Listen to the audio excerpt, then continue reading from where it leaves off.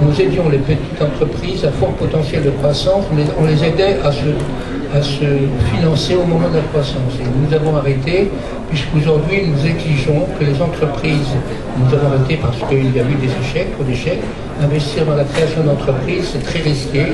Et nous avons vécu l'expérience, nous avons introduit 12 entreprises, on leur a trouvé 6 millions d'euros pour ces 12 entreprises, avec 600 personnes. Et le problème, que ces 6 entreprises, ça c'était il y a 10 ans en arrière, et se sont cassées la figure. Nous avons une très forte expérience dans le domaine du financement et de sélection des entreprises. Alors donc à partir de ce moment-là, très forte parce que notre expérience date depuis 1982. En 1982, nous sommes à l'origine de la création du second marché. Alors le second marché, lorsque moi je travaillais à la Bourse de Paris, je suis rentré à la Bourse de Paris en 1949. À l'époque, eh bien, depuis 1940, j'ai une forte expérience dans ce domaine, et donc les années ont passé, et finalement, en 1982, j'ai eu l'opportunité de faire passer l'idée que le second marché de création d'une bourse pour les petites entreprises. Il fallait savoir qu'avant 1982, seules les très grandes entreprises pouvaient utiliser l'appel public à l'épargne et le mécanisme de la bourse. Et lorsque la bourse est arrivée en 1982, j'ai eu l'occasion de rencontrer les responsables politiques. Et finalement, Jacques Delors, en l'occurrence, qui était ministre des Finances, ils avaient rencontré un titre de syndicaliste de la Bourse de Paris.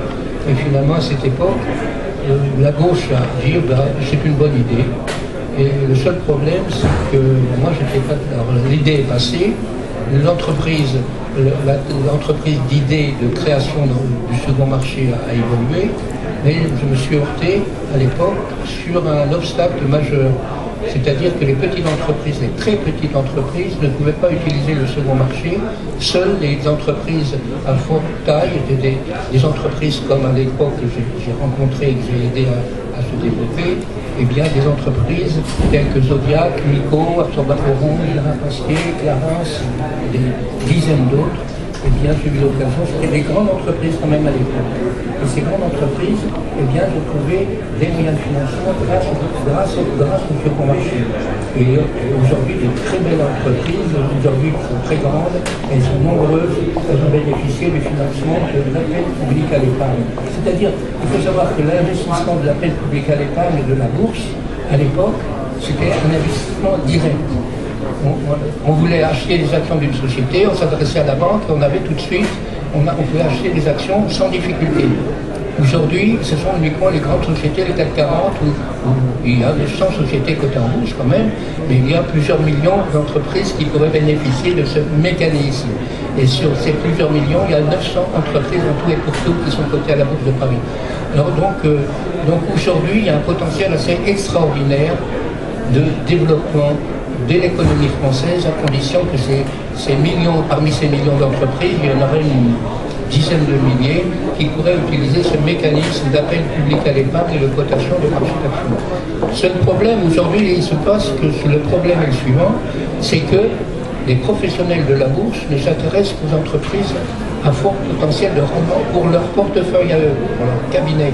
Ça veut dire qu'une entreprise qui va rentrer en bourse, qui est candidate, et on ne va pas l'accepter, on va la mettre dans un fonds, on va la faire financer par des emprunts, des prêts bancaires éventuellement, des participations au capital risque ou des fonds qui vont investir, mais il faut savoir qu'il y a un cas. À l'inverse, lorsqu'on veut investir dans une entreprise, eh bien le problème c'est qu'aujourd'hui, pour bénéficier par exemple des réductions fiscales ISF ou l'impôt sur le revenu, eh bien généralement les Français connaissent une seule voie, qui est conseillé par les banques, par le conseil d'investissement, c'est des fonds.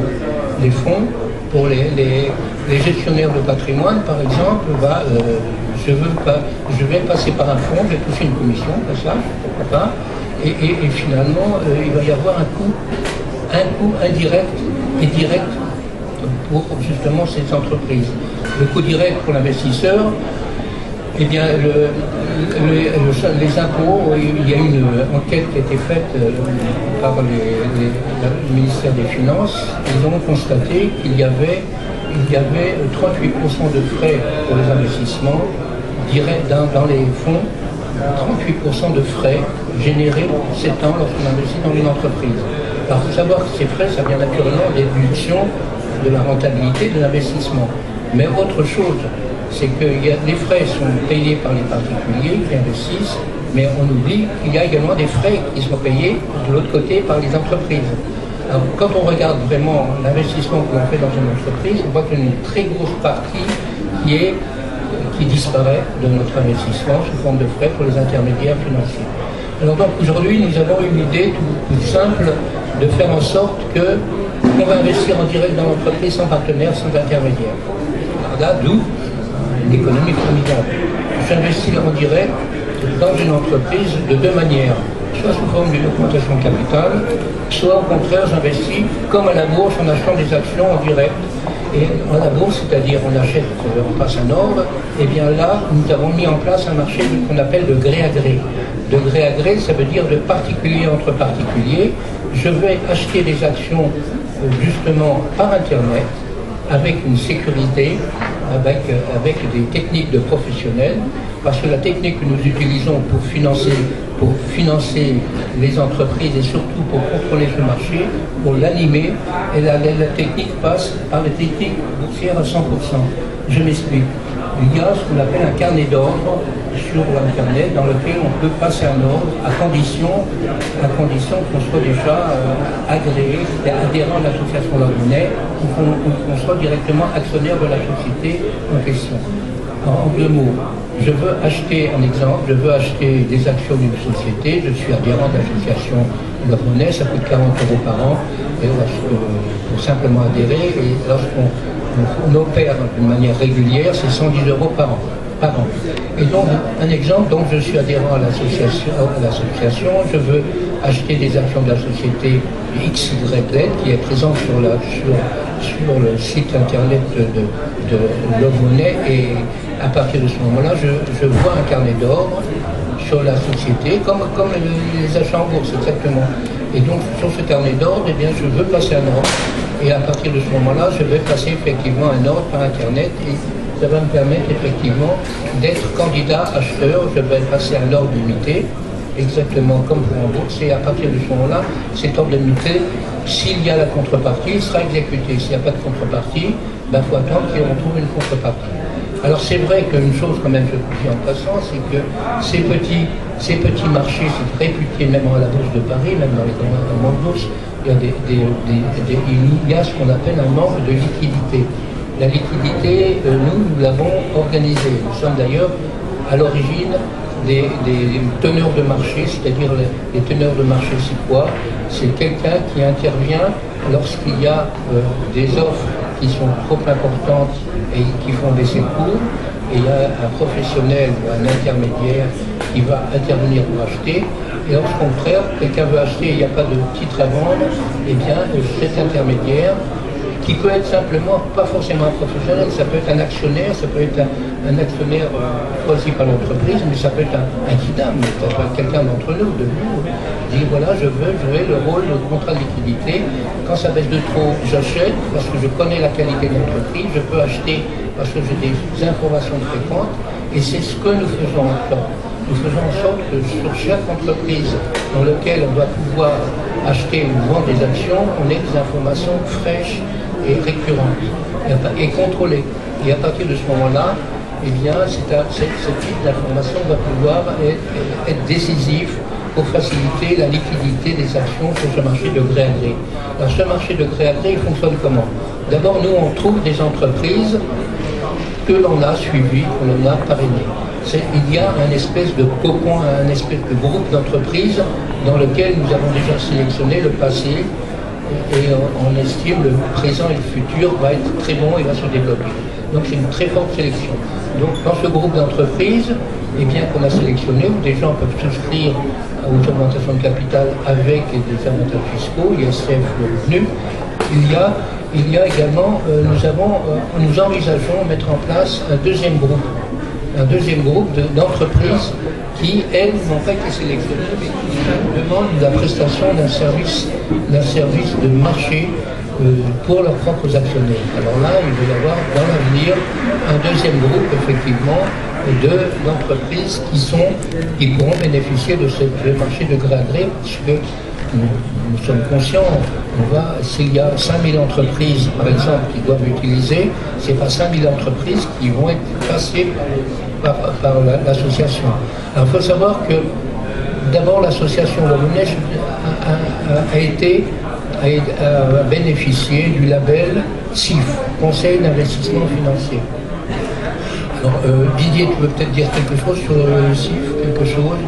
Donc, en 2 mots, CIF, Conseil d'investissement financier, ça veut dire qu'on a la capacité de sélectionner les entreprises, on a le savoir-faire, l'expérience que moi-même j'ai et Didier a depuis 30 ans, eh bien, nous avons l'expérience de sélectionner des entreprises et de les conseiller, de bien communiquer, de respecter les règles qu'on appelle les règles de l'AMF.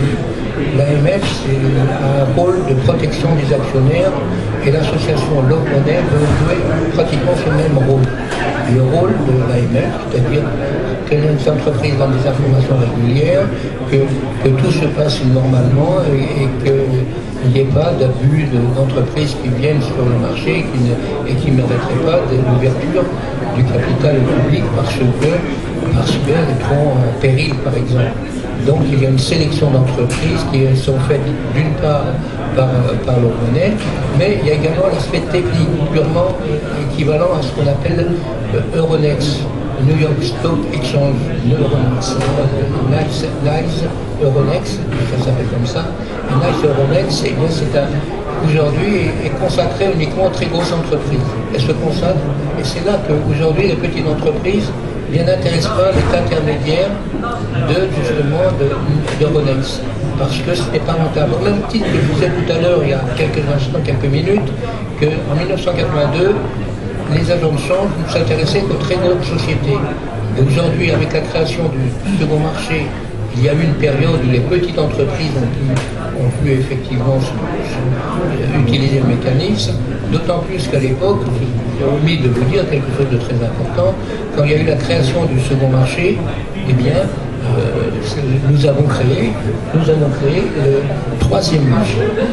Parce que nous étions pour parler, justement, comme vous l'avez dit, pour la création du second marché, avec les autorités de la Bourse de Paris. C'était un agent de change, un patron de la Bourse, il s'appelait Yves Flornoy, c'était le patron des patrons de la Bourse.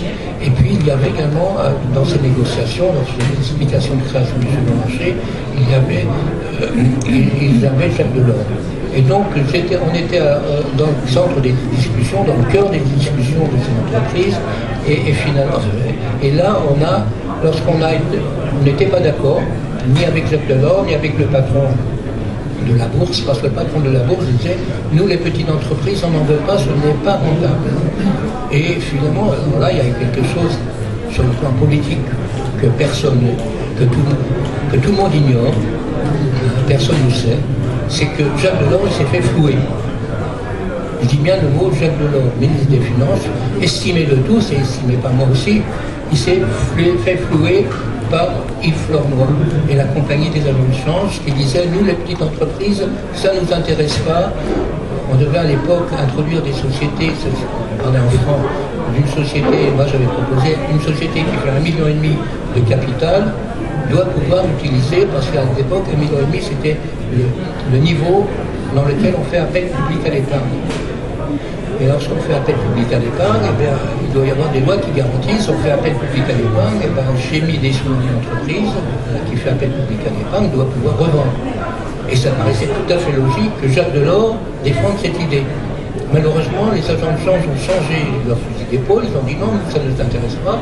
Et nous, une entreprise qui vaut au moins 10 millions de capital. Alors il y avait un gouffre quand même important à l'époque, et finalement, j'étais pas d'accord. Et qu'est-ce qui s'est passé? Eh bien, nous avons créé le troisième marché. Ça veut dire que le jour de l'inauguration du second marché, le 2 février 1983, à 20h, il y avait une inauguration, à 19h, inauguration salle Pleyel du second marché par le ministre des Finances. Et qu'est-ce qui s'est passé? Nous, on a fait la contre-inauguration avec les mêmes papiers à tête, avec la même présentation des invitations. Et finalement, exactement la même copie conforme, mais on a fait la contre-inauguration du troisième marché. Le troisième marché destiné aux petites entreprises. Et finalement, eh bien, nous avons lancé à l'époque, on a introduit 54 sociétés sur ce troisième marché. On a levé l'équivalent de 80 millions d'euros. Des petites entreprises qui étaient petites ont grandi très fort. Des sociétés comme Goupil, Gachouin, enfin il y a 50 sociétés qui en ont bénéficié. Il y a une croissance extraordinaire. Et aujourd'hui, on est revenu. Ce troisième marché a disparu parce que ce troisième marché utilisait un marché qu'on appelle le hors-cote. On appelait le hors-cote à l'époque. Ce hors-cote était quasiment gratuit. Et aujourd'hui, si on veut faire le même processus, si on veut passer effectivement avec la même technique, permettre à des petites entreprises de faire appel public à l'épargne par l'intermédiaire du mécanisme des marchés d'action de hors-cote, aujourd'hui le hors-cote s'appelle le marché libre, eh bien le coût est de l'ordre de 100 000 euros environ. Et donc le coût est beaucoup trop important. Une petite entreprise qui cherche à lever 200 000 euros ne va pas payer 100 000 euros d'intermédiaire. Et aujourd'hui, donc, on se retrouve devant le dilemme suivant. Eh bien, des petites entreprises veulent créer. Nous, on pourrait les aider à entrer avec le même mécanisme qu'on faisait en 1982 avec le troisième marché, où c'était quasiment gratuit pour ces entreprises. On avait le petit honoraire, mais ça marchait très bien, il y avait 30 personnes. C'était C2JB qui était à l'époque, qui faisait l'ingénierie financière et qui faisait tous ces mécanismes de rapprochement avec la bourse. Et finalement, aujourd'hui, C2JB existe toujours, l'association L'Homme-Monnaie est toujours vivante, bien sûr, et finalement, C2JB aujourd'hui a réactivé un marché sans la bourse, puisque par la bourse c'est trop payant, c'est trop cher, ça coûte 100 000 euros, eh bien on va faire un marché de gré à gré où ça coûte rien. Comme avant, comme au moment du hors-cote. On n'invente rien, hein. On remet en place quelque chose qui existait et qui a disparu. Alors aujourd'hui, bon, nous souhaitons qu'il y ait un maximum d'entreprises qui bénéficient de ce, qui découvrent, elles bénéficient parce que tout le monde a à apprendre. Je suis sûr que dans ce salon, il y a une personne sur 100 qui connaît ce mécanisme de marché de gré à gré. Il y a une entreprise, il y en a 20 ici qui sont à l'espace PME, eh bien, je suis sûr qu'il n'y a pas une entreprise sur les 20-25 qui sont présentes qui sait qu'elle peut ouvrir le capital à l'espace de proximité. Et ça, aujourd'hui, notre démarche, notre présence ici, c'est un petit peu pour ça. On a des moyens financiers qui sont très faibles, hein, et donc on a pris un tout petit coup de stand, mais voilà. Alors aujourd'hui, on compte sur les entreprises, on sélectionne les entreprises, ça ne veut pas dire que dans les 20 entreprises qui sont présentes, nous on sélectionnerait, on accepterait les 20 entreprises, certainement pas. Il y a des entreprises qui n'ont pas le profil qui correspond à notre démarche. Notre démarche, c'est de dire qu'on va investir, on va protéger les investisseurs et sélectionner des entreprises qui ont un fort potentiel de pérennité dans le temps. Ça veut dire que l'entreprise, dans 5 ans, 10 ans, elle existera encore, que le dirigeant aujourd'hui, eh bien, qui veut ouvrir son capital, soit assuré que dans 5 ans ou 10 ans, elle existe encore, et que non seulement il y a le risque de perdre de l'argent, qui veillera à ce que l'investissement dans une entreprise soit en sorte que l'entreprise qu'on a sélectionnée immédiatement, donc une étude, une analyse financière, mais plus que financière, une analyse d'entreprise, que nous avons l'expérience. Donc à partir de ce moment-là, il y a la pérennité financière, mais il y a la pérennité humaine. Ça veut dire que le dirigeant d'entreprise, eh bien, en supposant qu'il soit trop âgé, ou bien que dans 5 ans, 10 ans, il passe à la retraite, il y a un moyen de transmission d'entreprise, de pérenniser l'entreprise. Transmission d'entreprise, ça veut dire que les actionnaires comme ils sont ne doivent pas tout perdre. Alors tout ça, c'est une expérience assez extraordinaire que nous avons vécue. On a vécu tous ces tas. Aujourd'hui, on a acquis un savoir-faire qui est assez exceptionnel entre l'association L'Homme-Monnaie, C2JB, Didier qui a disparu tout ici, je pensais qu'il allait prendre le relais. Et finalement, aujourd'hui, il y a un besoin exceptionnel. Nous avons fait des démarches auprès des candidats au présidentiel, parce qu'ils représentent tous les partis politiques. Aujourd'hui, ils sont censés répondre à un besoin économique vital, de création d'emplois, développement économique dans la crise mondiale qui non seulement se dessine, qui se poursuit. Eh bien, il y a un moyen, les toutes petites entreprises doivent pouvoir effectivement financer et financer, si on veut, la création d'emplois. Ils doivent créer des emplois. C'est les petites entreprises, ce n'est pas le CAC 40. Et donc à partir de ce moment-là, notre démarche aujourd'hui, c'est de dire auprès des candidats présidentiels, on les a interrogés, on a fait une réunion de débat, on a invité les 10, c'était la semaine dernière, on a invité les 10 candidats présidentiels, on leur a demandé d'être présents au débat. Alors, on a eu très peu, sur 10 on a eu 3, on a eu quand même l'UMP, on a eu le Front National, et puis un autre petit, un autre petit, et finalement on s'est aperçu que lorsqu'on présente effectivement notre démarche, on dit ah oui c'est bien, aucun n'a été contre, hein, mais personne n'a levé le doigt pour essayer d'appuyer dans ce sens. Aujourd'hui les entreprises, je répète, manquent de fonds propres. Les fonds propres c'est le moyen ensuite de développer la capacité d'endettement. Aujourd'hui ils proposent des solutions, des banques de financement, je le disais tout à l'heure, de financement des entreprises, mais financement par endettement. Et on ne prête pas, les banques ne prêtent pas si vous n'avez pas de fonds propres. Et comme les entreprises n'ont pas de fonds propres, aujourd'hui, leur solution de financement des entreprises, elle est nulle. Et vraiment, le problème qu'il faudrait qu'il y ait un seul candidat qui reconnaisse qu'effectivement il faut développer les fonds propres avec une forme de solidarité économique. Parce qu'on part du principe. On part du principe qu'il y a eu un sondage qui a été fait auprès des Français et la réponse était sur est-ce que vous êtes prêts à investir dans des entreprises locales. 84% des Français qui ont répondu disent nous sommes prêts à investir dans une entreprise locale ou du voisinage ou du département, d'investir tous les ans. À condition, et c'est là le plus important, et c'est là le rôle de notre association pour faire un détonateur, eh bien, à condition qu'il y ait une structure d'accueil qui nous conseille, qui nous guide et qui fasse en sorte qu'on puisse revendre les actions. Parce qu'aujourd'hui, il y a des dizaines de milliers, voire peut-être plus, des centaines de milliers de Français qui ont investi leur ISF. Et dans le cadre de l'ISF, l'impôt sur le revenu. Ils ont des actions, ceux qui ont investi en direct, il y en a très peu, mais ils ont des actions, mais ils ne savent pas, dans 5 ans, ils doivent les conserver 5 ans, dans 5 ans, on ne sait pas comment ils vont les revendre. Et il en est de même pour les fonds d'investissement, les FIP et compagnie. Ils ont investi dans des entreprises, mais ils ne savent pas du tout ce qui va se passer. Ils ne savent pas comment les revendre, après leur les interroger, c'est sûr. Et donc, à partir de ce moment-là, notre technique de marché d'action de gré à gré, c'est un moyen effectif de développement de l'économie, de création d'emplois. Et surtout, c'est un moyen de faire des plus-values importantes. Faire des plus-values importantes, je ne vais pas vous dire que toutes les entreprises qu'on a sélectionnées, vous allez gagner des sous. Mais il suffit qu'une entreprise qui fait moins de 2 millions de chiffre d'affaires et que le chiffre d'affaires expose à 20 ou 30 ou 50 millions d'euros, il n'y a rien d'extraordinaire de ça, on a vécu de nombreux cas.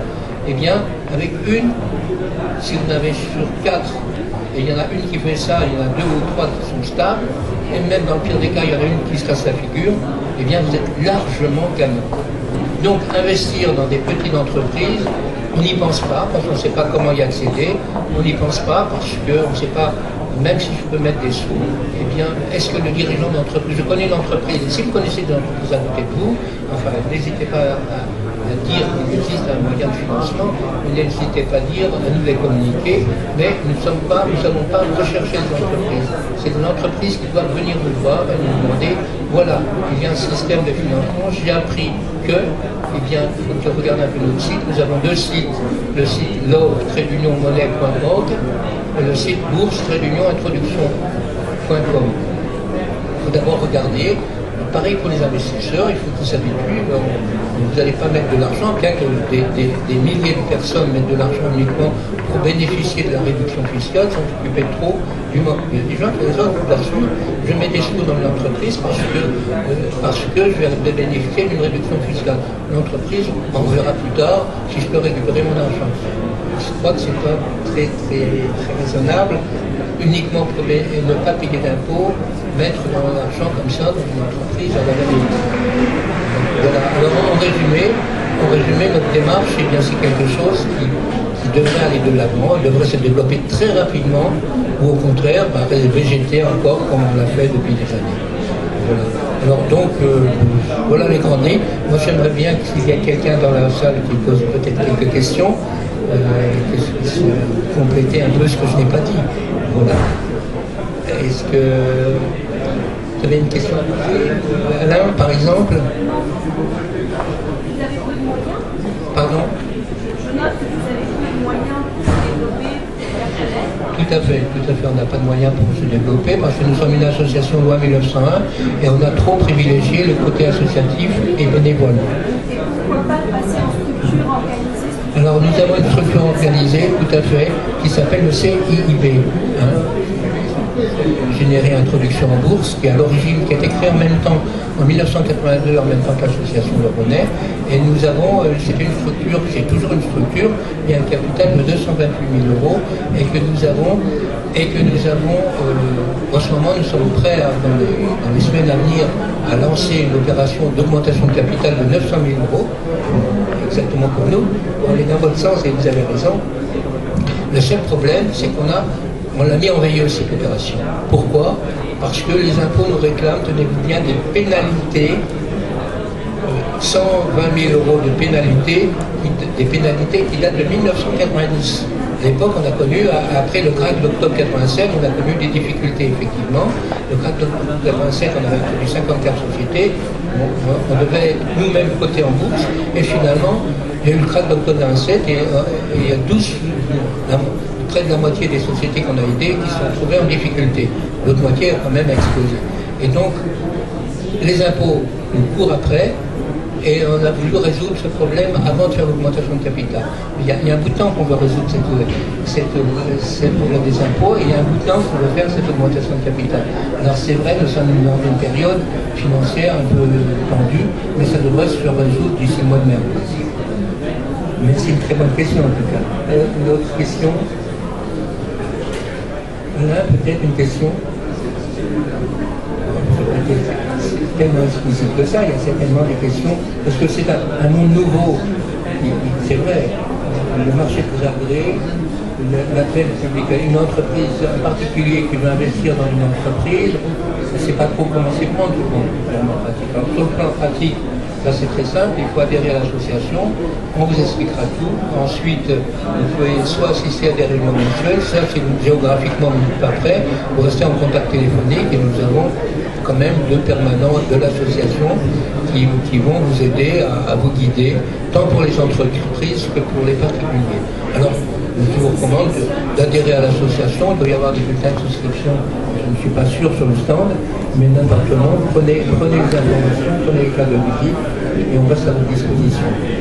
Qui est-ce qui sélectionne les entreprises? Qui sélectionne les entreprises? Qui fait la sélection? Ah, la sélection des entreprises. Oui, tout à fait. La sélection, c'est le C2JV tout à fait, mais en réalité, on essaie d'associer au maximum l'association La René. Alors, c'est vrai que la sélection se fait presque naturellement, presque mécaniquement. Sélectionner une entreprise, c'est une très bonne question. Merci de la poser. Sélectionner une entreprise, c'est le passé, le présent, le futur. Le passé, le secteur d'activité et le bilan.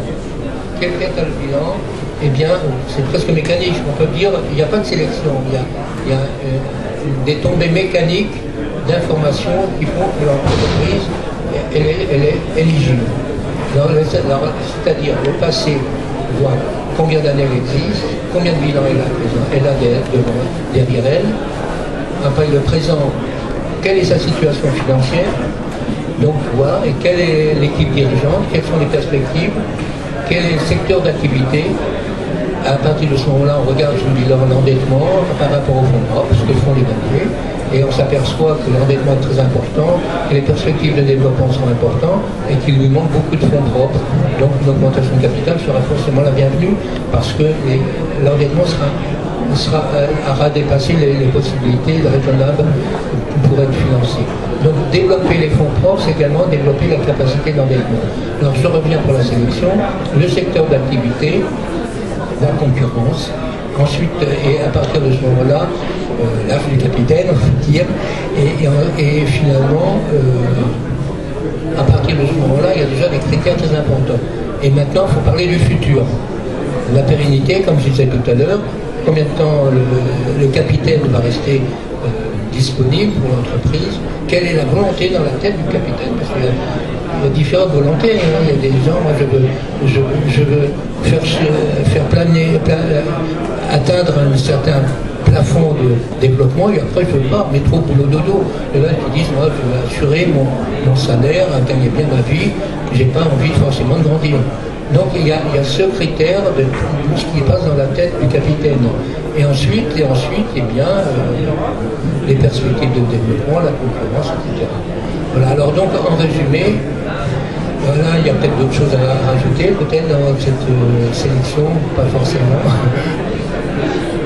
Pardon. De liquidité du marché, oui, parfait. La quantité, la masse physique, oui. La quantité d'actionnaires en quantité d'investissement. La quantité d'actionnaires nécessaire. Un actionnaire peut vendre cet actionnaire. Oui. Un actionnaire peut acheter. La liquidité, c'est important. Il achète leur ça se prête à le vendre d'action. Ce même actionnaire peut revendre, mais il n'a pas forcément en face des masses qui peuvent Tout à fait. Tout à fait. Donc, le problème de la liquidité, le vendeur et l'acheteur, de la mentalité, c'est le vendeur et l'acheteur, Non, c'est une bonne question, je vous remercie beaucoup. La liquidité, c'est vrai, quand on met de l'argent dans une entreprise et qu'il y a un marché de gré à gré, eh bien, il y a, si on veut vendre, il faut trouver un acheteur en face. Et si, alors le mécanisme, moi j'ai passé 40 ans à la Bourse de Paris et on s'occupait justement de côté des petites sociétés, parce qu'il y avait à l'époque, il y avait des petites sociétés, au comptant, on appelait ça, et moi je tenais des marchés, le teneur du marché, j'étais au nom d'un agent de change, j'étais justifié à courtier valeur d'abord, qui s'appelait Boucher-Puyot, courtier et Guyard. Voilà. Guyard, agent de change, Tuffi, agent de change. Et finalement, les agents de change avaient ce qu'on appelle des marchés à tenir. Et pour tenir le marché, un agent de change sur une valeur, il recevait les ordres de tous ses confrères. Il centralisait tous les achats et les ventes. Un petit peu comme le fait sur Internet, le marché des adresses. Le marché des adresses, les gens arrivent à acheter. Donc, il se passait la chose suivante. Je n'ai rien inventé. Il se passait la chose suivante, c'est que les ordres arrivaient, on les centralisait, et puis s'il y avait, alors les gens passaient un ordre à l'achat ou à la vente en fonction de l'état de la demande et de l'entreprise également. Si l'entreprise perd de l'argent, il cherchait à vendre en baissant le cours. Si au contraire l'entreprise se développait, eh bien chercher à acheter le moins cher possible, et il fallait trouver encore quelqu'un qui accepte de vendre parce que l'entreprise allait annoncer des bons résultats. Donc ça c'est ce qu'on appelle le teneur de marché. Et aujourd'hui, le marché de gré, on peut le faire exactement la même chose, avoir un teneur de marché qui peut être un proche de l'entreprise, ou au contraire un particulier qui s'intéresse à la valeur et qui dit voilà, je connais toutes les informations sur l'entreprise, l'entreprise n'est pas en état de cessation de paiement, au contraire, elle a des perspectives, il y a quelqu'un qui veut vendre, moi j'achète en baisse. J'achète pas au prix qu'on demande. C'est l'offre et la demande, c'est le principe de la bourse. Donc j'achète, je mets, quelqu'un veut vendre à 100, moi je pense que 80 c'est pas cher du tout. Il va pas le vendre, la personne qui veut vendre ne va pas vendre au prix qu'elle a envie de vendre, au prix du marché. C'est comme on marche au poisson, une offre et une demande. Donc en résumé, la liquidité se fait soit naturellement, soit au contraire avec un professionnel ou un proche de l'entreprise qui va être mandaté un peu pour ça. Et c'est ça que nous avons lancé dans les années, il y a 20 ans, 15 ans en arrière, qu'on avait totalement oublié, même pour les grands marchés. Parce que les grands marchés, les grandes entreprises, la liquidité se fait presque naturellement. Il n'y a pas besoin de teneur de marché. Parce que les grosses sociétés, le marché, la liquidité se fait sur les grandes sociétés par l'information financière. C'est-à-dire l'entreprise annonce des bons résultats, le cours va monter, il y a des gens qui le vendent, ils vont profiter. Et nous, on essaie d'allier les deux. La technique de, justement, la technique de l'offre et de la demande avec un contrat de liquidité ou pas, avec quelqu'un qui fait la liquidité, et on rajoute en plus de ça la communication financière qui va influencer sur les deux tableaux. Voilà, c'est à peu près satisfaisant la réponse. Oui, mais bon, bien sûr, c'est clair. Le problème, c'est la gestion du risque. C'est là. Ah, le risque, bien sûr.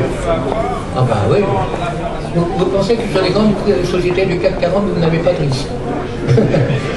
C'est dans toutes les sociétés, dès qu'on investit dans une entreprise, dans tous les sens, un risque de hausse, un risque de gagner. Des grands marchés, on va dire opérationnels, avec énormément d'acteurs d'intervenants, et de toute façon aussi pour les petites sociétés qui regardent pas d'intervenants, moins de contrôle, une information. Ah non, pas moins de contrôle, pas moins de contrôle, parce que le rôle de l'association de l'ordinaire. Institutionnalisé, s'il vous plaît. Donc, pratiquement, on doit avoir des risques supplémentaires. Je pense sincèrement pas qu'il n'y a pas de risque. À quel ça commence? Nous sommes investis en termes de dizaines de milliers d'euros, de centaines de milliers d'euros par an. Ça dépend des entreprises. Ça dépend de l'entreprise. Nous, on part du principe qu'une entreprise, on aide à financer les entreprises de 100 000 à 500 000 euros, première étape. Mais deuxième étape, ça peut être de ça, je ne sais pas lié, ça peut être dans l'introduction en bourse et prévoir de 500 000 à 1 million à 2 millions d'euros, pourquoi pas. Notre tasse de thé, c'est aujourd'hui, parce que le terrain est inculte complètement, c'est les TPE. Les TPE qui sont un SA, une société anonyme, qui ont un capital au minimum de 37 millions, qui est la notion de la société anonyme. Mais Didier, peut-être pour en dire deux mots. Hein. Deux mots sur quoi Sur le risque inhérent à pouvoir aujourd'hui opérer sur un marché de gré à gré. Nous, un marché de gré à gré qu'on propose, le risque il est de tout perdre. On ne peut pas perdre plus que ce qu'on a investi de toute manière. C'est déjà une chose satisfaisante. Et le risque de gagner, il est également, par contre, il est très important. Là, actuellement, on accompagne une dizaine d'entreprises. Alors, vous avez vu sur la petite brochure, il y en a deux qui sont pères de famille, disons, qui ont un risque. N'importe quelle activité humaine a un risque, comporte un risque. Ça, c'est évident. On ne prétend pas éliminer le risque à zéro. Il faudrait être inconscient quand on dire des choses pareilles. La seule certitude, c'est qu'il y a un potentiel de plus-value. Quand on prend un risque, c'est parce qu'on veut réussir. Alors, on a dû expliquer tout à l'heure la sélection. Là, sur les entreprises, il n'y a pas eu d'échec les 3 dernières années. C'est déjà une bonne chose. En 30 ans d'expérience, il y a eu quelques success stories, peut-être en parler tout à l'heure, comme des entreprises où qui ont multiplié la valeur par 100, c'est arrivé, voire plus. Donc là, le risque, même si on perd 100 fois, il suffit de réussir une fois et on rattrape tout ce qu'on a perdu. C'est pas le cas parce qu'on ne perd pas 100 fois dans la démarche. Il y a eu, disons, sur les 54 introductions qu'on a introduites, il y a dû avoir un quart qui ont disparu quand même. Donc là, il y a un risque, on ne prétend pas. Bien sûr. Aujourd'hui, il n'y a pas eu de casse, on peut dire. Enfin, c'est même une certitude. Parce que, fort de cette expérience de 30 ans, on a eu une période à haut risque, disons, pendant les années 2000, où là, c'était pourquoi parce qu'on s'intéressait à des petites entreprises, même en création. Là, une partie des entreprises qui sont là, dans cet espace, et un peu de tout. Et plus on intervient de bonne heure, plus le risque il est énorme. C'est quasiment de la roulette russe, parce qu'on ne connaît pas le comportement du dirigeant, sa capacité, sa continuité dans l'effort, la chance qu'il va avoir, et il y a un tas de paramètres qu'on ne contrôle pas. Là, on intervient, si vous voulez, sur la première page, le profil, la cible actuelle, c'est les deux entreprises de la première page. C'est presque immoral, tellement il n'y a pas de risque, on peut dire. Enfin, il y a toujours, mais c'est les entreprises qu'on a sélectionnées qui ont la première à 4 années d'existence. Elle fait 1,5 million de chiffre d'affaires. Elle a toujours été bénéficiaire dans la métallerie. La deuxième, qui fait 8 millions de chiffre d'affaires, gère des hôtels. Elle a un résultat, elle distribue un dividende, cette deuxième. Les pages d'après, ça devient un peu plus risqué. Mais on peut éliminer le risque quasiment. On pourrait sélectionner que les entreprises sans risque, mais comme ADS Métallerie et Accueil Hôtel. Nous, on veut quand même donner la chance. C'est quand même plus c'est risqué, plus c'est passionnant, disons. Mais au sein de l'association, libre à chacun de faire son choix, ou dans du risqué, ou dans du très haut risque. Si on tourne la page, on va dans des sociétés, dans les biotechnologies qui font de la recherche médicale, qui mettent en place des molécules. Bon, bah là, il y a une chance sur deux de tout perdre, c'est clair. Mais en cas de réussite, ça peut multiplier assez rapidement. Donc on essaye de différencier les risques en fonction des... Donc on a mis 3 catégories, sans risque majeur, risque moyen, risque plus élevé. Et le potentiel de plus-value, il est lié à ces risques. Par exemple, quelqu'un qui va investir 50 000 euros, qui souhaite investir dans deux sociétés, qui pour des raisons personnelles, dans 2 ans, dans un an et demi, a besoin de reprendre ces 50 000 euros. Aujourd'hui, avez-vous une garantie, on va dire, minimum, d'investir dans un certain âge? Comment expliquer? Vous avez raison. C'est clair. C'est bon. Comme expliquait Jean Salva, on y revient à cette liquidité. On y revient en sachant qu'il y a nulle part ailleurs. Là, vous pouvez chercher partout dans le salon, partout en France. Ça n'existe pas. La liquidité pour des petites entreprises, la seule existence de ça, c'est Jean Salva qui a créé le second marché il y a 30 ans, Jacques Delors et compagnie. Et donc, c'est la seule structure au monde d'avoir une liquidité. Quand on investit, on est actionnaire d'une petite entreprise, c'est un marché d'action.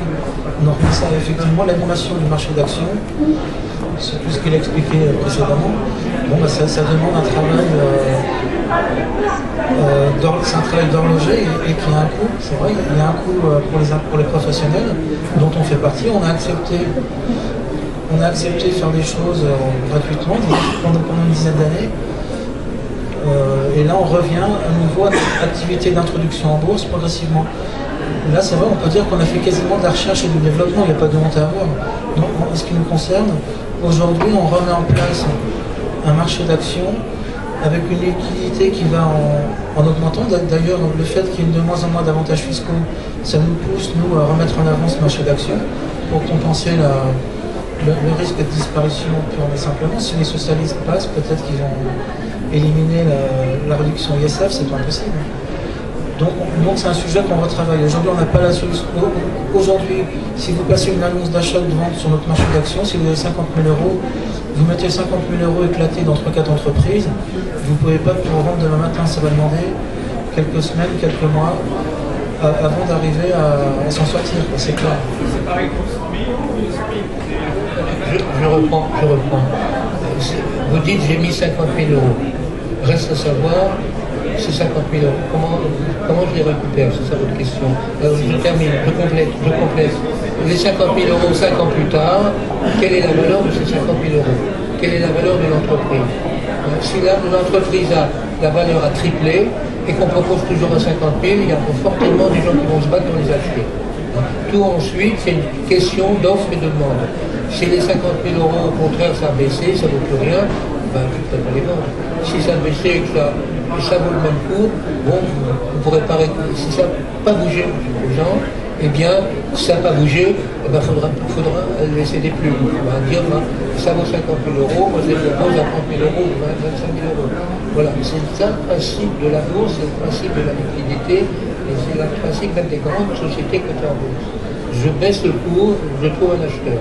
C'est tout simple, pour moi c'est tout simple. Malheureusement, il n'y a pas de monde idéal. On essaye de le mettre en place, ce monde idéal pour l'actionnariat dans les petites entreprises. Là, si vous regardez notre marché, regardez aujourd'hui, ce soir en rentrant, ce qui se passe, regardez à nouveau dans 6 mois, à nouveau dans 1 an, la liquidité va en s'améliorant. Enfin, en moyenne, la liquidité est proportionnelle au flottant au nombre d'actionnaires. Là, c'est des entreprises qui ont entre 50 et 150 actionnaires. C'est évident qu'ils ne vont pas revendre, ils ne cherchent pas à vendre. Rares sont ceux qui s'intéressent à leur marché d'action.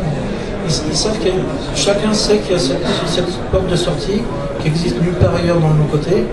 Bon, il y a des concurrents qui sont apparus en ce qui me concerne. Il y a un concurrent comme Alternativa, je ne sais pas si vous avez entendu parler, Enfin, il y a quelques concurrents qui apparaissent, mais je leur souhaite du bonheur. Avant d'arriver à... Personne ne peut promettre que du jour au lendemain, on pourra sortir une entreprise où il y a 100 actionnaires. C'est évident que les gens ne spéculent pas. Surtout qu'ils ont pris l'habitude d'avoir des avantages fiscaux. En général, ils sont là pour 5 ans. La plupart des personnes qui sont rentrées ces 3-4 dernières années, ils se disent, bon, on verra ce qui se passera dans 5 ans. Donc, nous, on retravaille cette liquidité sur les marchés qu'on suit, qui ont entre 50 et 100 actionnaires. On arrive quand même à avoir un semblant d'animation de marché.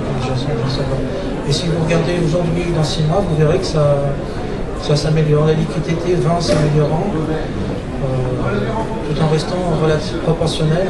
Moi, je dirais proportionnellement, la liquidité des sociétés qu'on accompagne est supérieure à celle des sociétés cotées sur Internet. À l'époque, on avait fait une étude par rapport au second marché. Le second marché, il y a ce qu'on appelle les contrats de liquidité. Et quand on regardait d'un peu plus près, on voyait qu'il y avait un titre échangé. C'était n'importe quoi. Je n'appelle pas ça de la liquidité, d'avoir un titre échangé pour marquer le fait qu'il y a un cours, c'est pas de la liquidité. Donc après, ça se travaille et c'est vrai que c'est problématique. Hein. C'est problématique.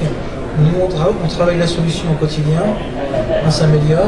Moi, je vous invite à suivre d'un peu plus près nos entreprises pour vous rendre compte par vous-même, de prendre un petit peu de temps pour voir ce qu'il en est d'un peu plus près. Aussi bien sur le marché, mais aussi bien que sur l'information financière des entreprises qu'on accompagne. Toutes élaborent un document d'appel à souscription, Jean-Sylvain va en parler. Là, on impose aux sociétés labellisées Love Money de se comporter en matière d'information comme si elles étaient cotées et contrôlées par l'AMF. On fait un peu notre propre AMF aussi. Donc c'est vrai qu'on a beaucoup à faire, aider à la liquidité, contrôler l'information, jouer un rôle de protection des actionnaires minoritaires. On le fait, on arrive à le faire. Vous voyez, l'objectif, là on accompagne 10 entreprises, ça serait d'en accompagner une centaine dans l'année qui vient, et peut-être 1000 dans les 2-3 ans qui viennent. Je pense qu'on est sur la trajectoire, parce qu'on a retravaillé notre modèle de fonctionnement. Je pense qu'on peut y arriver. Je voudrais préciser quelque chose. Il y a des sociétés de biotechnologie. Aujourd'hui, on peut acheter à 10 ou 20 euros. Et si cette société de biotechnologie, on sent que, sans avoir d'informations privilégiées, mais on sent qu'elle est sur la voie, il y a des gens qui peuvent très bien dire, moi j'achète aujourd'hui pour essayer de revendre, tant quand ça sera la bonne nouvelle sera annoncée dans un mois, dans 2 mois, dans 6 mois ou dans un an. Ça, on ne peut pas le faire, on ne peut pas faire avec des écarts aussi extraordinaires qu'on peut éventuellement parier. Hein, et on peut parier sur 1, 2, 3, 10 entreprises, et le jour où il y en aura 100, on pourra faire beaucoup plus. Et donc ces entreprises vont lever des sous, vont pouvoir, grâce à ce marché de l'agré, se développer, et des particuliers vont peut-être faire fortune aussi. Hein, ils participent, ils prennent. Aujourd'hui, biotechnologie, il y a cette contrainte cancer qui est dans le domaine de la recherche sur le cancer. Si elle trouve quelque chose, et c'est très avancé, ça avance, ça progresse. Et il suffit aujourd'hui de dire, moi je suis prêt à parier que dans 18 mois, cette entreprise va aboutir, elle est peut-être sur le point d'aboutir, et on pourrait très bien acheter des actions aujourd'hui pour vendre dans 18 mois. On peut peut-être même avoir une information privilégiée, c'est le problème, on n'a pas le droit, en principe, eh bien j'achète aujourd'hui, je revends dans l'année. Donc c'est quelque chose assez extraordinaire, même par rapport au marché. Je crois que tu as raison. Je ne sais pas si c'est volontaire ou pas de parler de Cell Constraint Cancer, vous verrez dans le document. C'est une petite PME qui a 3 ans d'existence dans la biomécanique cellulaire, effectivement. Ils ont prouvé leur concept, la réalité de leur concept en in vitro l'année dernière. Et là, effectivement, ils sont en train de faire l'expérience actuellement à Dijon, sur je ne sais pas quel laboratoire, sur des petites souris. Et en cas de réussite, ça peut être mondial. C'est une innovation de rupture mondiale. Et t'as pas tort que c'est une entreprise. Si ça réussit, ça peut être spectaculaire. Il y a un risque. Là, il y a un risque. C'est une chance sur 2. Ça passe ou ça casse. C'est le constat de cancer. Mais l'intérêt, c'est qu'on sait que les actionnaires minoritaires seront respectés. Ça, c'est l'engagement de départ du concept Love Money, de traiter les actionnaires minoritaires ou majoritaires exactement de la même manière. C'est pour ça que toutes les entreprises qu'on accompagne sont en SA, Société Anonyme. C'est le respect copier-coller du code du commerce, il n'y a pas de traitement différent, comme dans le SAS, où là on peut, il y a des traitements qui ne sont pas forcément équitables entre les actionnaires. Donc nous, tout bêtement, on reproduit ce qu'impose la forme juridique qu'impose l'AMF pour les sociétés cotées, c'est-à-dire la SA.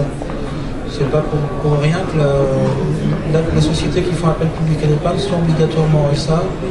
Nous, les entreprises qu'on accompagne sont également obligatoirement en SA. Donc tout simplement pour traiter les actionnaires petits, moyens ou grands de la même manière. Donc effectivement, cette contrainte cancer, ça peut être une opportunité. Oui, il y a une autre entreprise dans la bibliothèque, vous verrez sur le document. Si vous voulez des informations, n'hésitez pas à nous interroger. Regardez le site, posez-nous des questions sur le stand. On a un stand juste derrière. On va pas tarder à libérer la salle pour les intervenants suivants, je pense. Une ou deux questions. C'était pour vous demander, peut-être la question a déjà été posée, est-ce que les actions, est-ce qu'on peut les mettre dans le cadre d'un PEA par hasard? Les actions souscrites, celles qui ont bénéficié d'une réduction ISF peuvent aller dans le PEA, mais celles qui ont bénéficié de la réduction d'impôt sur le revenu ne peuvent pas y aller. J'en mettrai pas la main coupée parce que ça bouge sans arrêt, là, la loi de finances 2012.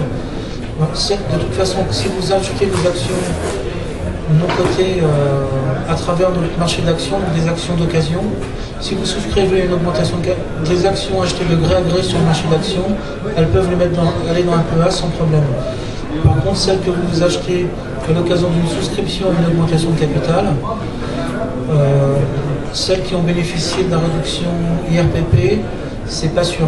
Je pense qu'on ne peut pas les mettre sur un PEA. Je pense qu'on ne peut pas cumuler l'avantage du PEA et la réduction impôt sur le revenu. ISF, oui. De gré à gré, oui, dans le PEA, mais pas impôt sur le revenu. Il y a 99 chances sur 100 que ce soit ça. Donc on peut avoir confirmation. S'il y a d'autres questions, avant une ou deux petites questions, si vous voulez. Donc peut-être, alors c'est vrai que c'est quelque chose à comprendre jamais, mais tous dans notre environnement, les entreprises innovantes qui sont dans cet espace, il y en a certaines qu'on étudie, nous, dans le cadre de l'éligibilité au label Love Money, il y en a une ou deux qu'on est en train d'étudier. Mais peut-être dans votre entourage, tous, on connaît des entreprises, dans la famille, des amis, des relations. Et peut-être si un jour vous-même avez une entreprise dans laquelle vous envisagez d'investir, n'hésitez pas à nous poser la question, dans votre avis, est-ce que vous allez tomber dans un piège, vous faire piéger ou pas? On a quand même 30 ans d'expérience, n'hésitez pas à nous poser la question, on peut vous aider à limiter les mauvaises surprises. Dernière chose simplement, nous avons écrit, je l'ai dit tout à l'heure, aux candidats à la présidentielle, et il y a une chose quand même, moi, des solutions qui me tracassent. Et aujourd'hui, on n'a pas encore pris position dans l'association, mais il y a deux choses. Déjà, il faut savoir qu'on ne leur a pas demandé au noir sur blanc, mais lorsqu'on achète et on vend des actions d'une société, en bourse, il y avait dans le passé ce qu'on appelle un impôt de bourse. C'est-à-dire qu'on payait l'équivalent de 3 ou 4 pour 1000. C'est rien du tout. Et puis cet impôt de bourse était supprimé. Et aujourd'hui, c'est rétabli, je ne sais pas si vous avez entendu parler cet an dernier, ça a été rétabli à 0,1%. Il faut savoir que les sociétés non cotées, quand on achète et qu'on vend, en théorie, on doit payer l'impôt de bourse de 1%. Ça veut dire qu'on n'encourage pas du tout ce type de transaction de particulier à particulier sur le plan législatif. Moi, j'estime que c'est grave. Vraiment, pourquoi empêcher les petites entreprises d'avoir ce marché d'action? Ça, c'est la deuxième des choses. Et ensuite, en ce qui concerne aujourd'hui le besoin tellement évident des entreprises, eh bien, moi, je pense qu'il faudrait que l'on demande que pour les entreprises de petite taille, lorsqu'on achète ou qu'on vend et qu'on gagne des sous, demander l'exemption au lieu d'attendre 5 ans, 7 ans pour ne pas payer d'impôts, essayer, on achète et on vend, et bien on ne paye pas tout sur les plus-values, on ne paye rien. Ça serait relativement incitatif. Et il y a autre chose, moi, qui me tracasse, et qu'on n'a pas pris position officiellement, mais que je voudrais bien qu'on prenne officiellement, même dans les jours qui viennent. C'est très urgent. C'est la chose suivante. Aujourd'hui, on donne l'impôt sur le revenu qui a diminué d'ailleurs. L'impôt sur le revenu est tombé à 18%, mais sur les entreprises de moins de 5 ans. Ça veut dire qu'il y a déjà toute une catégorie d'entreprises qui ne vont plus en bénéficier, qui bénéficiaient. Ça, c'est une chose. Et puis l'impôt sur l'ISF, c'est 50%, ça n'a pas bougé. Ben, moi, je pense qu'il y a des choses illogiques. J'achète des actions d'une société, je gagne, je bénéficie des 50% de réduction, donc ça me coûte 50 au lieu de 100, puisque je paye avec mon ISF. Et finalement, ça marche. J'ai doublé, j'ai triplé mon bénéfice sur l'entreprise. Eh ben, c'est pas juste d'avoir payé 50%, c'est pas normal. Moi, je pense qu'il faudrait faire quelque chose d'inverse. Je pense qu'il faudrait diminuer, éliminer même cet avantage fiscal. Il faut inciter les Français à s'intéresser aux petites entreprises. Et donc, ils ont peur de perdre, comme vous dites. Hein. Ils ont peur de perdre. Il faudrait faire il y a une assurance que, à côté, la Sofaris, l'assurance, comment ça s'appelle, au zéro, Sofaris au zéro, hein, et qui permet, moyennant un coût de 1% ou je ne sais pas quoi, qui serait pris en charge par l'État, et que l'État, au lieu de payer cet avantage fiscal, il prenne en charge cette assurance qui permettrait, en cas d'échec, de rembourser 50%. Ça veut dire qu'on payerait quelque chose de 50% que si ça ne marche pas. Et donc, et encore, au zéro qui est à côté, là, et qui ne s'intéresse pas du tout de nous, hein, je parle un peu plus fort, il ne m'entend pas, il ne peut pas entendre.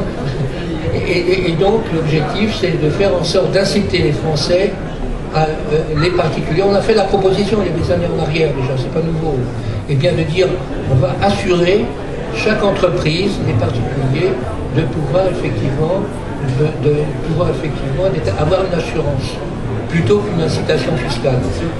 C'est le cas actuellement, vous avez le choix entre l'assurance et la fiscalité. Non, mais je C'est l'année dernière, c'est comme ça, et maintenant c'est comme ça. Sur quoi?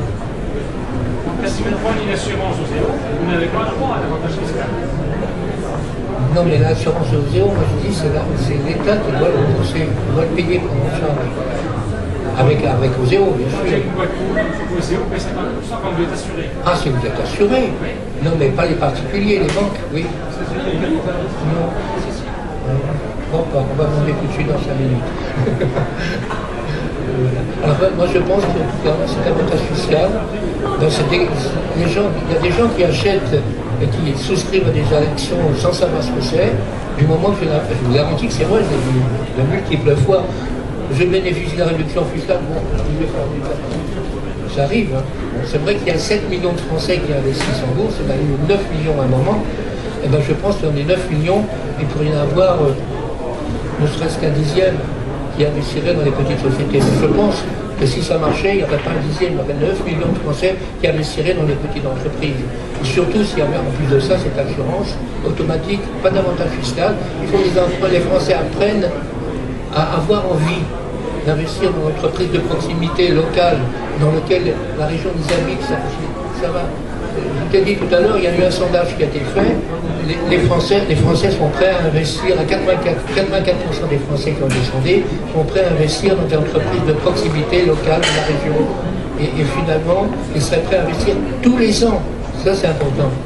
Et donc aujourd'hui, tout ça, les pouvoirs publics, les structures telles qu'Oseo et les autres, s'en fichent complètement. Voilà. Alors peut-être une dernière question avant de ne pas vous lasser quand même. Merci d'avoir été attentif. Et ben voilà. Et ben écoutez, on reste à votre disposition sur le stand ou ailleurs. À bientôt. Merci beaucoup, monsieur.